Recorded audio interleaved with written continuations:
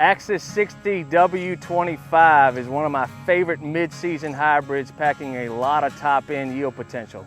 It's still very stable under stress, but this has got some of the highest yield for a mid-maturity product we've seen in the past 5 years.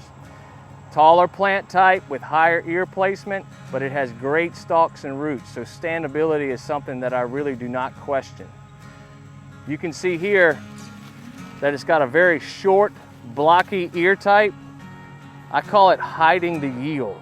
So when you're walking through this hybrid in the field, it has a husk that's really short and squatty against the stalk, and it hides the yield. So you don't see how big that ear is until you peel it back. It's got a triangle shaped ear and it pollinates right to the tip. 60 W25 has very deep kernels. It likes to put on 16 to 18 around. It's going to have very high test weight, good grain quality. 60 W25 has a good disease package. It handles wet feet very well and can be planted on corn situations or in poorly drained soils. This hybrid has a very nice fit on every operation, depending on what the rotation is, how well drained the soils are. And I love that you can have so much top end and stability under stress in a hybrid that loves poorly drained dirt and can handle corn on corn. When you're comparing this hybrid to 63M73 or Axis 59 D20, really all the mid-maturing hybrids, there's nothing that will out-yield this hybrid.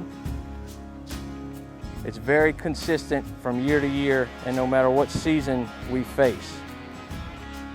This belongs on many operations across the Mid-Atlantic, filling that maturity gap and spreading out that pollination window in between your early, fast-drying hybrids and your more full-season type products. It dries down like a true 110 and pollinates like a true 110, and that's how it needs to be planted.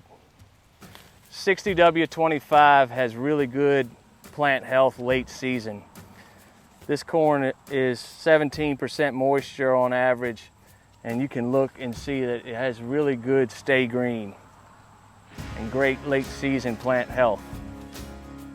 Even though it's tall with high ears, I'm not afraid to let this dry down in the field.